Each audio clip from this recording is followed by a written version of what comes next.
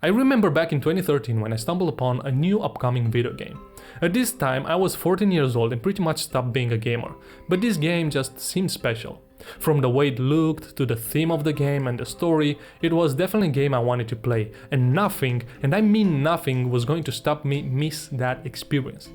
That was until one day later, when I was inspecting this game a little bit better, and then I saw it. At first I didn't want to believe it, but it was true. My chances of experiencing this game were now destroyed for real. You must understand something, at this point in my life I wasn't really playing video games anymore, there just weren't interesting games coming out, until this one got announced. So it was literally a single game in the entire world that I cared for, and I couldn't play it. This meant that I had to satisfy myself by watching someone else play it on YouTube, and I'm pretty sure you know who that was. Now it's 10 years later, I grew up, the game grew up, it also got a sequel, and I still don't own a console. But one thing has changed in those 10 years. I became a 3D artist, able to digitally create whatever my mind wanted to see. So, with that having said, I chose to revenge my 14-year-old self and make him his own The Last of Us, which, you know, he can actually enjoy. As everything always starts with the beginning, I also decided to start with the beginning of the game, which is the main menu. The main menu of The Last of Us is something I always kind of liked. It's simple, but it's done in such a nice way that combined with the music, it makes you already feel part of that world. There are three main elements in the main menu: the window, the curtains and the foliage. And I decided to start with the biggest one of the three, the window. So by using a plane, a bunch of loop cuts and extrusions, I built a wall and the main window frame. I'll separate the two because it makes things easier to work with, and then I can just clean up my wall topology because it has a few unnecessary loop cuts here and there. Once the main shape of the wall and window is done, I focus a bit on the camera placement. Look, don't forget that I'm trying to fool my 14-year-old into thinking that this really is The Last of Us, so all details are crucial. I make use of a screenshot and try to align my scene as best as I can. And would you look at that, they are pretty much spot on. Alright, the camera is done and ready, and it's now time to continue working on that window, which at the moment is missing, you know, the window. So by creating a new cube and resizing it, I give it the same dimensions as my window frame. I'm constantly checking the reference image on my second monitor and try my best to make this window be the exact same as the original one. Using some more loop cuts and extrusions, I'm able to separate the wooden frame of the window from the actual glass. Now the actual window is pretty much done by now, so I bring up a bevel modifier and put it onto those assets to make their edges more realistic. For a moment here I switch to a glossy shader to spot shading artifacts, but luckily there aren't any.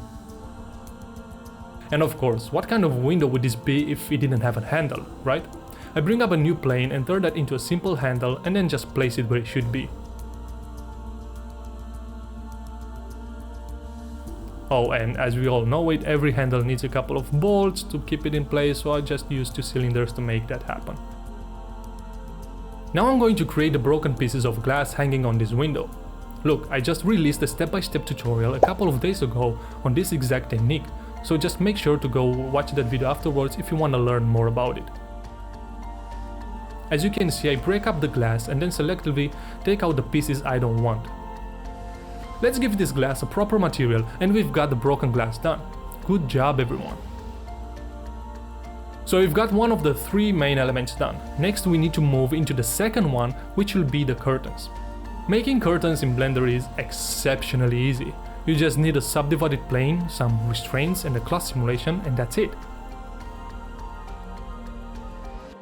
Look, I'm not going into details here because there are plenty of easy tutorials you can check out, all the way from the guru himself to this guy, which honestly explains all you need to know in just 2 minutes.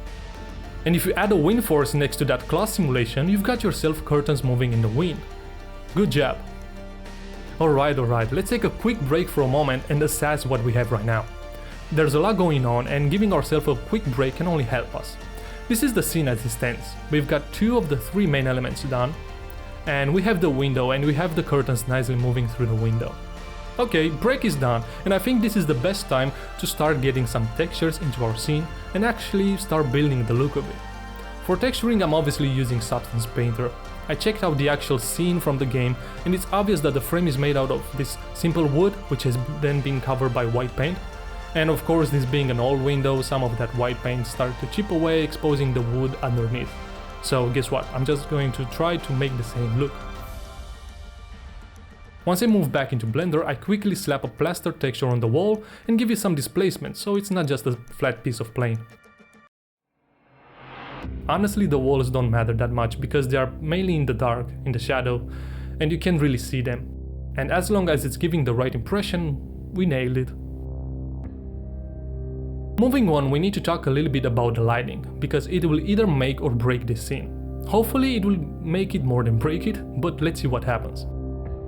I moved through a bunch of iterations, using different type of lights and different amount of them. You know, there's literally no science behind what I'm doing, it's just trial and error and going around until I see what I want to see.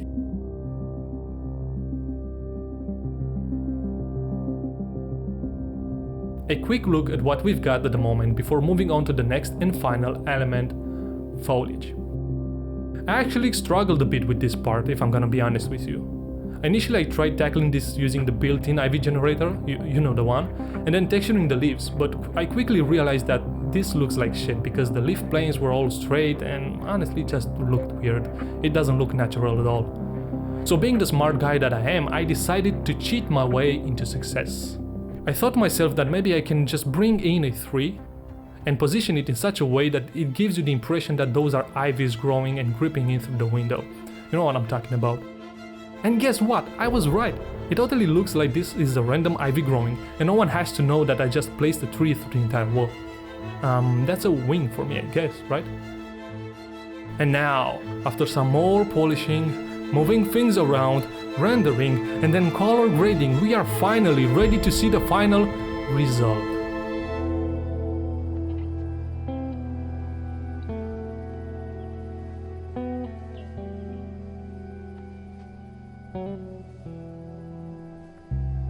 I just love how this came out. I honestly lost track a little bit when looking at my render versus the original one.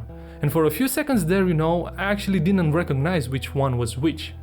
So I'll consider this mission as a success.